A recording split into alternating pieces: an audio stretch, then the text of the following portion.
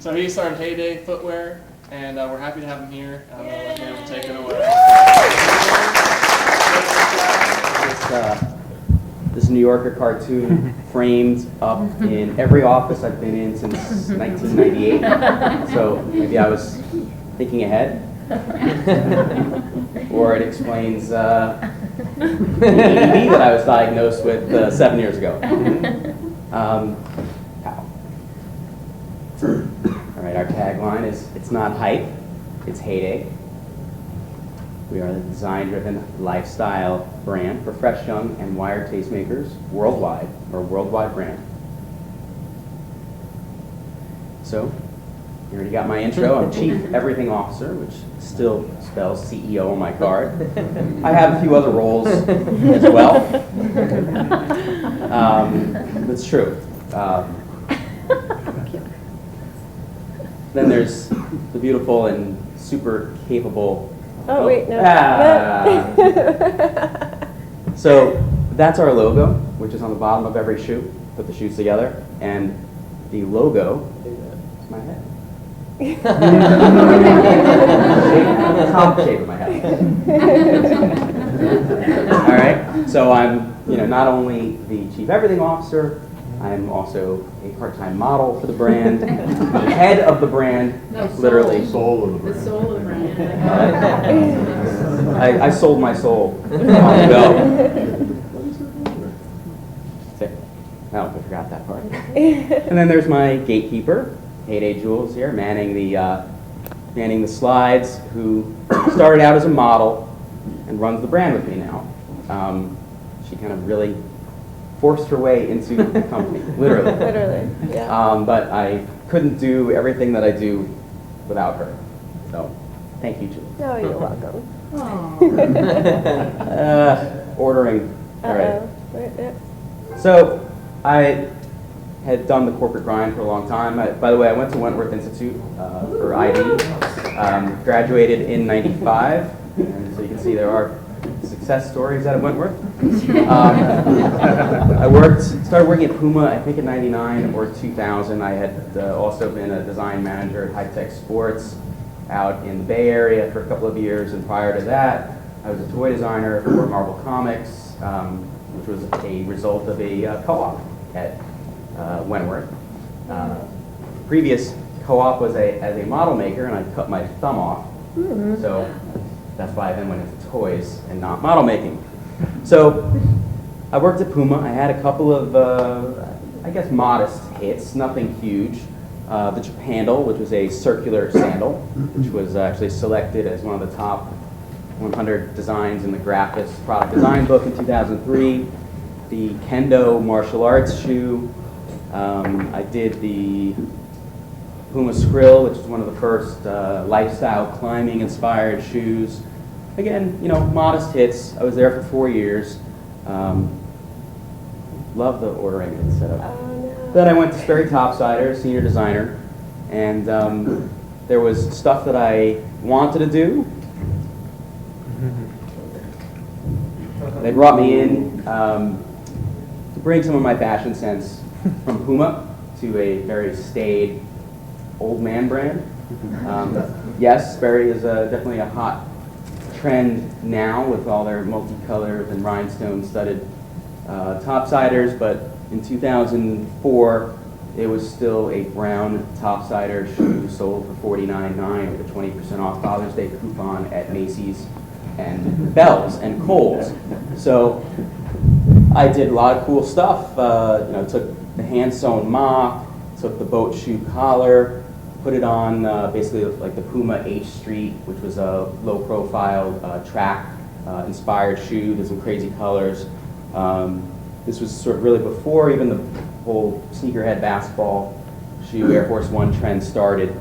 I took an existing boat shoe that was on a cup sole and redid it sort of as a basketball inspired. And I did plenty of, brown shoe, boat shoes, hiking product. And I started, I left there. I was mildly walked out. Actually, I found my own position on Monster and confronted them about it. Got a nice 6-month severance. It's like, all right, maybe I can consult for other brands and try my hand at that. And I started painting. I needed a creative outlet. So I started painting all these basically sneakers on canvas, which was sort of big in 2006. There was a pretty famous British painter named Dave White who was painting Air Jordans in huge canvases. So I started doing that. And I had them up at a relatively famous store in Boston called the Tannery. And some local sneakerheads who were getting a lot of press at the time were invited to speak on Chronicle on ABC. It's like a news magazine. And they called me up and said, hey, would you like to do this? Sure. So they came to my home studio and we're filming and talking about how I've been a corporate designer and how I'm freelancing and I do these paintings. And while they were doing some B-roll, the producer said, so you've done all this, what would you like to do next? I said, well, I'd like to have my own brand someday. Well, cut to the final credits. Anthony Everett is saying, so what's up next for sneaker designer Darin Hager, sneaker painter? He'll be launching his own brand next year. I was outed on ABC. I was like, huh? I didn't say that. And then friends were like, oh, you should do it. You should do it. You're so awesome. Okay, so let's move forward a little bit. Let me tell you a little bit about the wholesale business model. So I started Heyday in 2006, came to market 5 years ago this week, so it's 2007. And I had worked corporate, and my last corporate job was super corporate at Sperry Topsider, part of Stride Rate. And how do you sell shoes? Well, you go to the trade shows, you make stuff that's extremely commercial. The buyer says, I want you to do this, but I want you to change that a little bit. Make it a little different. So you do it, because you're their bitch. And you want that million pair order from Kohl's or from Macy's, and so you do it. And everyone that's how you do the wholesale business. Except you get lousy margins, all right? There's no engagement with the customer. You're leaving that up to the retailer. And hopefully the retailer loves your stuff and is selling it for you, because you're not selling it for them. And I can tell you that retailers, so no offense to any retailers in here, they really only care what sold last season, last month, last week. If your stuff's not selling, they'll find someone else. So your future is at the mercy of really a single person, at a large chain anyway. And so if you're in 10 or 20 chains, 10 or 20 people are deciding what your brand is without any of your actual customers ever seeing your product. You have to deal with bad wholesaler credit. I was selling to tons of little urban stores and some other even well-known stores with a couple of doors. And this was 2008, 2009, going to 2010. Economy in the shitter. And excuse my language, I don't even wear pants at work.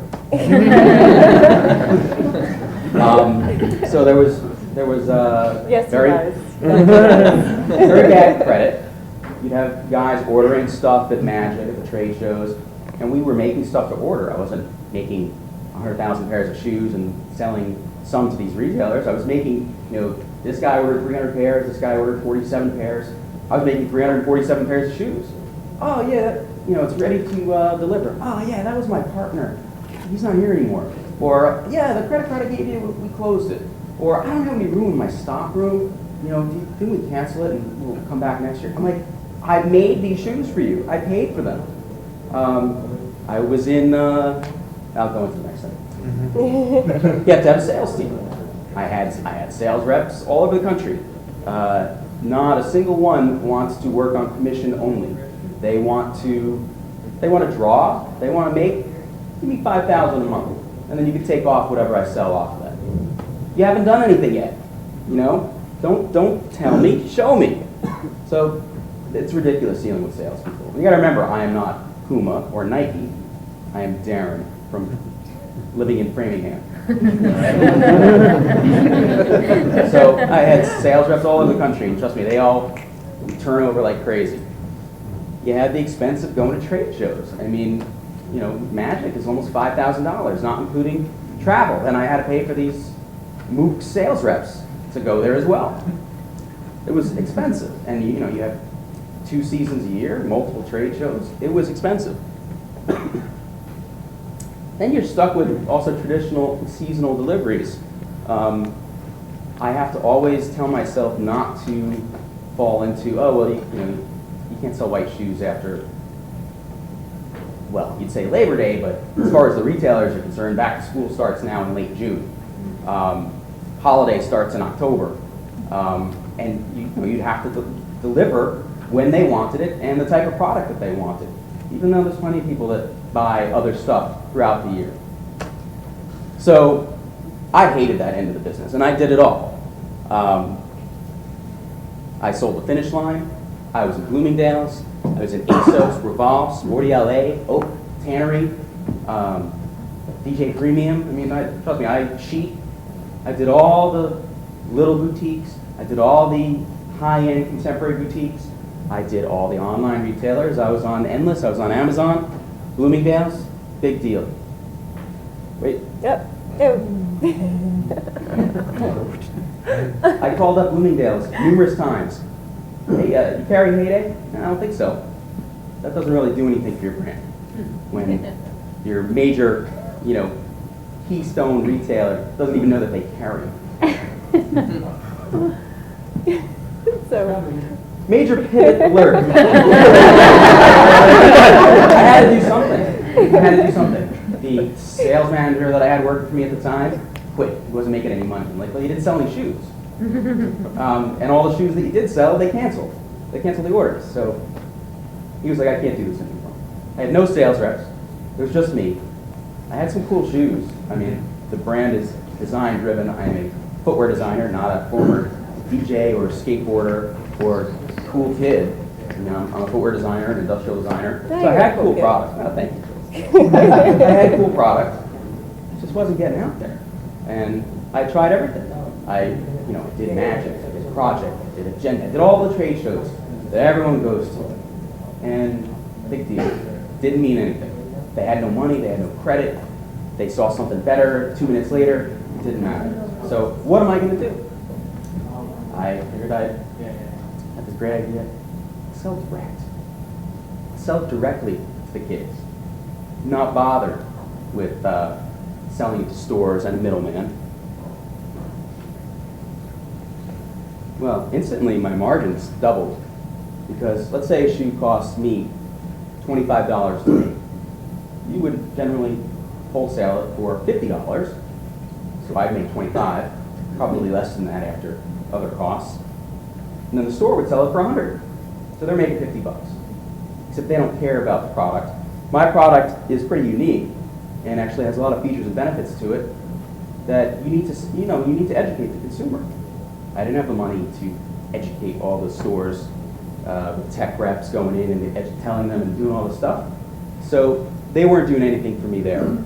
So as soon as you get rid of that, now my shoe that costs $25, well, I don't have to sell it to a store for $50, but I also don't have to sell it at $100, which is where all my competitors are at.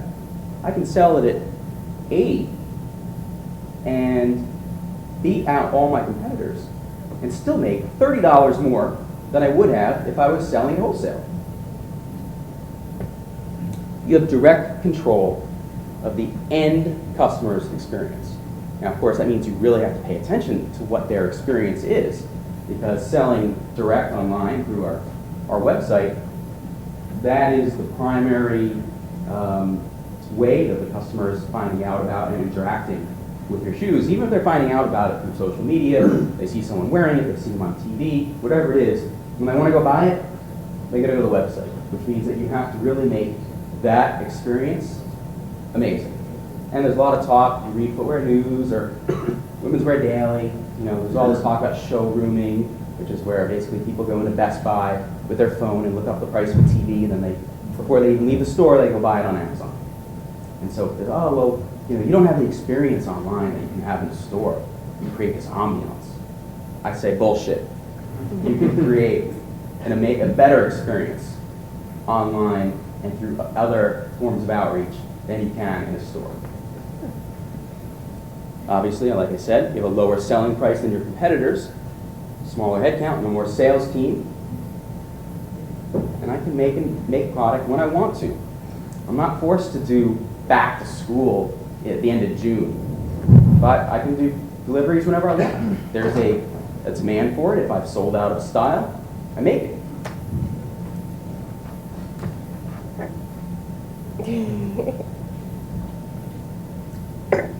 And then we can also preview product in a way by doing pre-orders. So the Super Devs that I'm wearing right now, we already have up for sale on the site. They're not going to deliver till the first week of November. So these have been selling out pretty quickly already. They're not even out yet. And we do that now with all of our styles for the past almost a year. Because we do relatively small runs. So stuff sells out. I mean, and I don't necessarily repeat the same design over and over again or the same style. So when something's gone, it's gone. At least that's what we tell the customers. And you can now pre-order it. So I have like 3 months now to see what the interest level is and what the sales volume is, and know, okay, well by October, we're half gone already. I can reorder. Something that you can't really do with the other models. No more trade shows. I did Vegas for 7 or 8 years, twice a year, and you know what? I got sick of it. Although I miss the smell of the Venetian. It's like, And the way most brands get rid of their product at the end of the season is they sell it usually at just about below their cost to sites like Gilt or Ideally or Jack Threads for the streetwear crowd, or Plunder, which is owned by Parmalu. And that they're like, oh, get brand name product at 80% off. Well, if they're selling it for 80% off retail, what are they buying it for? And then what is the poor brand making on it? Well, the way they say in business, other brands, is all the shit that they don't sell by a certain period of the season, they dump it. They dump it on Jack Threads, they dump it on Gilt. And oh, well, you know, they could say, you know, Gilt's a great brand name now. It doesn't hurt my business, it does. Because you know, once you buy a Louis Vuitton pair of shoes for 80 bucks, you gonna go spend $700 on them? Or you're just gonna wait till the next week when there's another sale? And that's really not a good thing for the brand either. So I don't have to get rid of my product that way. I can just lower the price on my own site and put it in my sales section. And my $100 shoe, if I really want to close it out, it's 49 bucks, which is what I would have been making if I had sold it wholesale anyway. So the customer is getting a great deal. I'm not really getting killed on it, obviously compared to my normal margins I am. But if I was going to sell that to Gilt or to Jack Threads, seriously, if they have the shoe at $50, they're going to want to buy it from me for $25. Well, it probably cost me a little bit more than $25 to make. So then you're going to lose your money. But if you're a big brand and you eat it, you know, but I can't do that. So in 2010, I relaunched the site. Before it was, I don't know, as you could call it, an online catalog. So we relaunched it for e-commerce, made the site super compelling, always updatable, new content all the time, really amazing cart, super easy to buy stuff. And that'll take me to a few things that I think you need. Product, process experience, and a whole lot of Jersey hustle. Or Beantown hustle. Or Beantown. Because it's really hard to do what I'm doing. Sure, there's other, you know, you usually see a lot of web startups where, oh, I'm the accountant, I'm the marketer, I'm the blah, blah, blah. Try doing it with footwear, with an actual product that you have to make in China. I've been to China 52 times. Sure, if you're writing code, it's easy to have a startup. You don't really ever see anyone in the footwear industry doing what I'm doing, or doing it successfully. There's certainly been some of my competitors who've folded over the past few years who are, I would say, better funded, but I'm not funded. I own the whole company, I have no funding. So let me first show you about amazing product. You have to blow away your customers with amazing product first. There's nothing without product, but that's not everything. So this model here is our #1 style called the Super Shift. And the really cool thing, which I'll go into more later in the presentation, is this is actually in the biggest video game of the year called Saints Row. If you're not a gamer, you may not know Saints Row, but I'm sure you've all heard of Grand Theft Auto. It's a much cooler and actually bigger version of Grand Theft Auto. Well, your character in the game goes into a store and buys these, and you wear them in the game, killing people with a 6-foot-long dildo. No joke. No baseball bat. Just a dildo. A purple one. Purple one. So your character wears these, and this is the third version of the shoe we've done in the past year. Biggest seller, $150. Amazing shoe. Purple python. No pythons have been hurt in the making of the shoe. Black patent leather, metallic gold straps. Let's see if I can. Yeah. I'll try to point out just some little bit of details on the shoe. I can show you in person also, but I have these snaps here. The straps on the shoe are reversible, removable. You can wear them about 20 different ways. So you can see here, one side is metallic gold. The reverse side is black patent with Saints Row the Third printed and embossed across it. You can wear it without the strap. You can take the straps from any other Super Shift and wear it on this shoe, or vice versa. The Fleur-de-lis logo, which is from the game, is printed and embossed in purple and gold on the tongue. The eye stay, which is this part where the laces go in, on this shoe, which is what makes it so unique, is that it's really set back a lot further than it normally is on a high top, which allows the tongue to flow up and out of it. So you're getting a big tongue, which has been a trend over the past few years in footwear. But instead of just putting a big square tongue that looks like, okay, you added a big tongue to it, it's totally integrated with the design.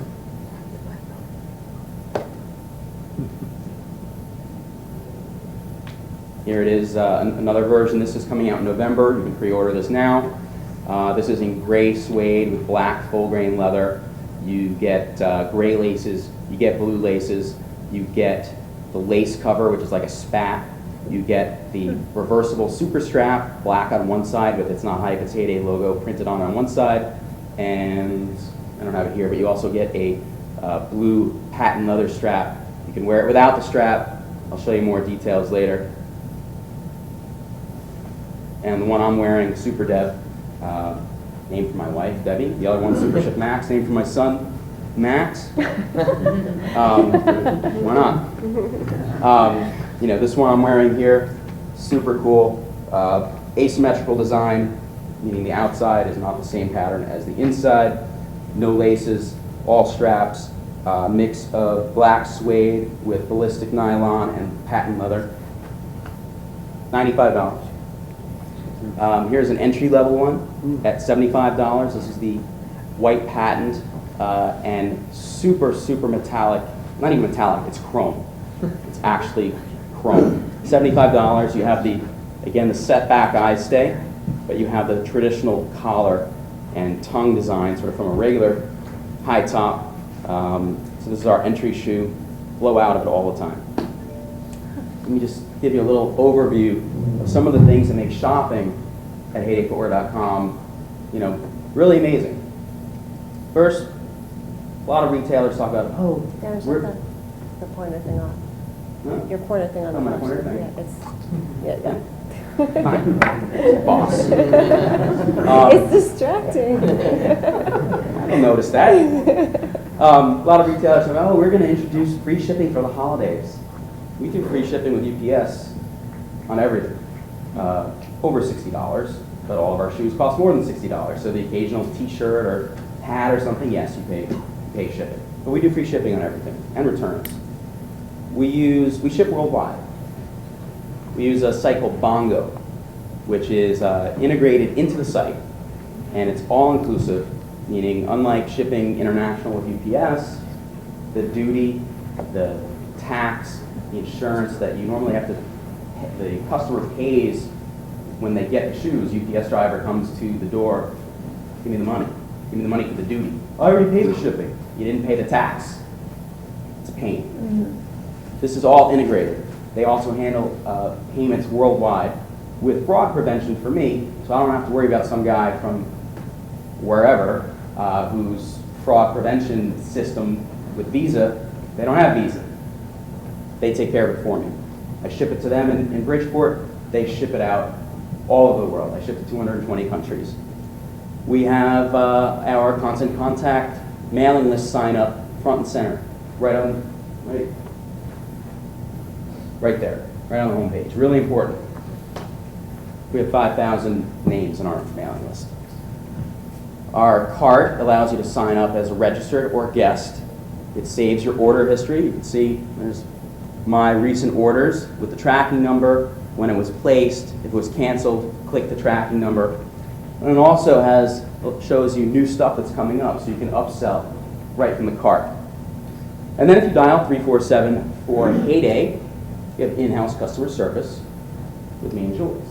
And people are blown away when they call up, and I do a lot of videos on YouTube, and you know, what size is this, blah, blah, blah. By the way, I'm Darin, I'm the owner. Let me know if there's anything. You're the guy on YouTube? Get out of here. I can't believe I'm talking to the CEO. And then you see them tweeting, yo, man, Heyday CEO just picked up the phone. Serious. But nobody's going to give you better customer service than the owner and the owner's boss. And then for your online experience, I have this broken down. We are, of course, on Twitter. We have a little over 18,500 fans on our fan page, heydayfootwear.com. We have 100 original content videos on our YouTube channel, Heyday Footwear. I'm on Pinterest. I use Instagram so you can see what my lens is capturing. Obviously, you don't want to be spread across every social media platform there is because it's too much work, but you have to look and pick and choose what the best ones are. You actually have to utilize them and update them and be consistent with your message across every platform that there is. Julie handles a lot of the posts, the tweets. And then your in real life brand experience, you can just click through. So, one more. Wait. So first, our fans. We got 19,000 fans almost on Facebook. They are posting hundreds of pictures a week on our fan page. I just got my shoes. I love them. That's amazing. I mean, your fans, if you have passionate fans like that, who needs celebrities? Well, we have a lot of celebrities wearing them, but it's great to have your fans be so involved. You can click on a lot of your favorite shows and see my shoes on them. We supply shoes to all of the cast members on So You Think You Can Dance. One of my best brand ambassadors is a guitarist for a very big pop rock group called Hot Shell Ray, which has a number of songs out. Tonight, dancing on the edge of the Hollywood sign. Tonight. Here he is wearing an exclusive purple metallic pair of Super Shifts on the Tonight Show with Jay Leno. We have done a mixed hip-hop mixtape last year where we had some of the biggest names in hip-hop contributing. Mobb Deep, Twista, Jay Sean, executive produced by Jules, Heyday Jules right there, and our good friend Born Eye Music down in DC, who is a really amazing rapper and producer and beat maker. So we had a lot of big names on there. And then of course, Darin and Jules Live, we do a lot of events, whether it's a networking type entrepreneur event like this. We are very involved in, which you'll see shortly, the hip hop dance community because of So You Think You Can Dance and America's Best Dance Group. So they have all these dance conventions and workshops for a weekend. Let's say at this hotel, actually, we did a very big one. 2,000 kids come for the weekend with their parents to learn from all the master choreographers on So You Can Dance. And we have a booth, a table, and it's the most amazing captive audience you've ever seen. To walk out with like 10 grand in cash, like, fantastic. So we do a lot of live events, and you know, we are a big part of the brand. I mean, it's not just anybody, it's us. So that's really important. So like I said, we also have plenty of celebrity influencers and brand ambassadors. Here's the... Oh, I didn't touch it. That was all in there. All right. Anyway, we have a lot of celebrities. Jay Sean, Trey Songz, Flo Rida, Tyrese from Transformers, Marlon Wayans, Nelson Ellis, who plays Lafayette on True Blood, wore them all last season on the show. Andy South from Project Runway. Jojo Wright. Jojo Wright is a huge DJ. He's like Ryan Seacrest's next guy on Kiss LA. Actor Brian White. Brian White. UFC fighters, world champion boxers. We've got a kid who's 16 and he is the world yo-yo champion. In addition to the hip hop dancers, we just had a juggling act from Europe contact us. They want to wear the shoes. I mean, it's crazy. Or juggle them. Maybe. That's a pretty good idea. Yeah. One job. All right. So, it's really important. Find a niche market. We're not going after Nike in the running department, but you have to stand for something too. So we certainly have a lot of celebrities, a lot of hip hop and rappers and whatever, but we kind of lucked into this dance community, which Mr. Puma, I expect you to know that this is all confidential. I don't want Oh, all right. Oh, it's just what she did. Like, all right, great. There's no other shoe brands going after this market. This is the most unbelievable, huge market. The shoes are like so important to dancers, and they want to wear what all of their favorite choreographers wear, and we supply all of the choreographers. And they do these conventions. There's like hundreds of conventions a year, 1,000, 2,000 kids at a time. You've got Dancing with the Stars, America's Best Dance Crew, So You Think You Can Dance, So You Think You Can Dance the Tour. I mean, it's nonstop. It's such a huge market. And they love the shoes. They are super comfortable. We sponsor a number of them. Let's see if we can. Hopefully it'll work. All right, so you can see there's So You Think You Can Dance on the hip-hop finale of the tour, all wearing the purple pythons. Some of the very biggest stars. Let's see if we can get one. We sponsor a comp crew. Comp is sort of like very aggressive hip hop here in Boston. Made this awesome video.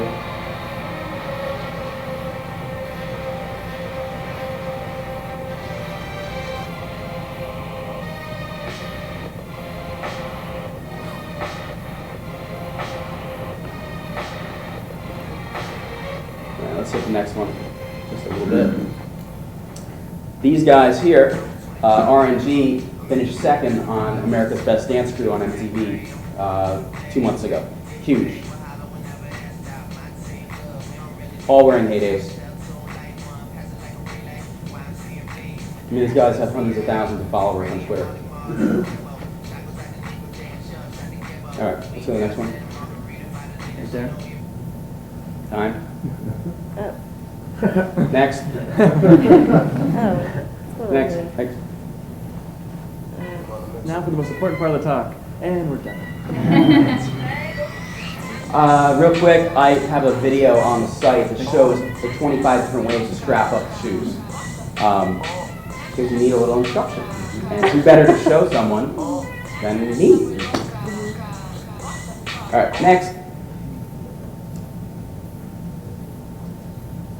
Got to find new technologies and platforms and exploit them. Clout.com, you guys have all heard of? 2010, we were introduced to them, and we partnered with them to do an event at South by Southwest in Austin last March, or 2010. And we gave 75 key influencers customized super ships with Clout X Heyday on the strap. So we had a huge party, gave it away, chatted them up. They're all bloggers and social media pros. Pretty successful. I mean, that was March 2010. Clout really had not blown up yet. So we were one of the first ones to do that. And that was like the ultimate perk. My score is 68, by the way. Next. Not bad. Don't be afraid to be a guinea pig. We partnered with a friend's new platform called Boombox, where they do live Twitter-powered social media events and parties through your own site. So it's a Twitter feed on your site with images and video, not as links, but as actual images and video that you are tweeting out and people are commenting on. And then there's a sentiment buttons. It's a neck breaker. It's height, just height. So they're commenting on what you're doing, and then you can actually put call to action buttons right there. Buy it. When we did this one to launch the Saints Row shoes, 2.2 million social impressions in 1 hour. We sold out of the shoes in 24 hours, with the majority of them going in like 60 seconds, crashed our system. And then licensing. I only have 2 slides left. So I already told you about Saints Row. I mean, here's in the game, wearing my purple pythons. Here's the shoe, purple python. Then there's the next one, which was, we actually have over here, which is for another gang in the game, the Deckers. There they are in the game. And then, no, that's all right, we're good, wait. So you'll hear me say in 2 minutes, network. You never know who you're gonna meet. So October 2010, I went to a Brew Boston event, Boston Region Entrepreneur Week, and met some people, heard about a contest that Turnstone, which is part of Steelcase, was doing with Brew for an office makeover. You had to send in a video showing why you deserved it. Well, I'm not going to show you the before, but I won. So you can hit that real quick. Is that it? Yeah. All right. Anyway, I won an entire studio makeover from Steelcase, about $6,000 worth, which was amazing, which came right when I was relaunching, had that major pivot, and really helped psychologically to have an office that looked professional. We do ship everything, we do everything out of my house. Okay, I have a split level. The bottom 1,200 square feet is design studio, warehouse. Where's your loading dock? The loading dock's right there. Yes. Literally. Hey, we got 20 pallets. Where's your loading dock? It's right there. We do have storage units close by for additional storage, but I do everything out of the house. And I got 2 kids, and I got to do drop off and pick up at 9 and at 3:30. So I'm doing these 15 jobs, shipping all over the world, hanging out with Jay Sean and Hot Shell Ray. Guys, I got to play back. I got to change my kid's diaper. Or a doodle. And I have a 100-pound dog that barks nonstop and everything. So if you watch any of my videos on YouTube, where here's this shoe and the strap comes off. All right. So I'm not sure. You guys all know Moo.com. I've been using their business cards for years, and met them at South by Southwest. They were, showing their stuff, and you could pick up your cards there if you order them. So, here's some of my cards. I have a different shoe on each one. Well, they did a blog post about me. This was like in 2010. And then in March, they called me up. Actually, their agency called me up and said, hey, we have selected you to be the star of our new national TV campaign. Like, really? Like, yeah, really? So I was in Boston doing several interviews. At a number of large footwear brands, but you're one cog in a giant machine. And when you're an entrepreneur, you have to become all of the gears. Exclusive sneak peek. I went from struggling really hard to get anyone to look at my shoes to thousands of fans and customers across the world. One piece of advice is to network. You never know when someone that you meet somewhere can be important. Moo.com. Start something remarkable. Wow. So that airs next month across the country. That's already up You'll on sign their site. autographs afterwards. Yeah. At the merch table. And then we've had a lot of songs written about Heyday. This is one of our brand ambassadors. Yeah. Oh, that's I it. don't like them, so. That's great.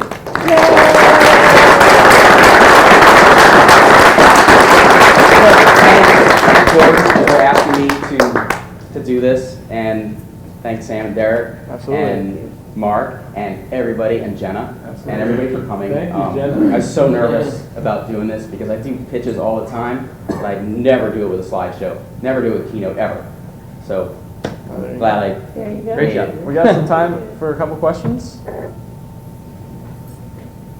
And thanks for a great presentation. I was just going to ask, at what point do you think it's not going to be sustainable for you guys to run the customer service and to have everything going out your home, and it looks like you're planning your I think it's super scalable. We could increase the business 10 times from what it is now, which is crazy, and we could still do it. I mean, I have a guy that comes in part-time to, his name is Juicebox, to do inventory and to do other things.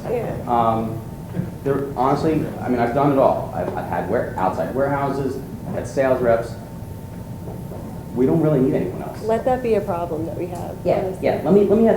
Let me have so much business that we can't answer the phone anymore, and we can't pack up the shipments and do everything we have to do. Let that be a But I'm problem. not worried about it. Yeah. You mentioned you've been to China a bunch of times. How do you do sourcing as a two-person shop? Well, I've been to China 52 times over the past 13 years. So, I've certainly known people, and I've learned how to develop shoes. I do have a guy that works as my developer over there. Obviously, you need someone there, but I mean, I am the developer at a shoe company. You have a designer, you have a developer who handles the shoemaking, you have all these other people. I've learned how to do it all. I mean, that's all I can say is I do everything. But honestly, the shoe design is like 5% of my time these days. I'm using the creative process, the design process, 100% of the time. You really need to have critical problem-solving skills in running this business. So it's not just having a good eye for design, you have to have a good eye for everything.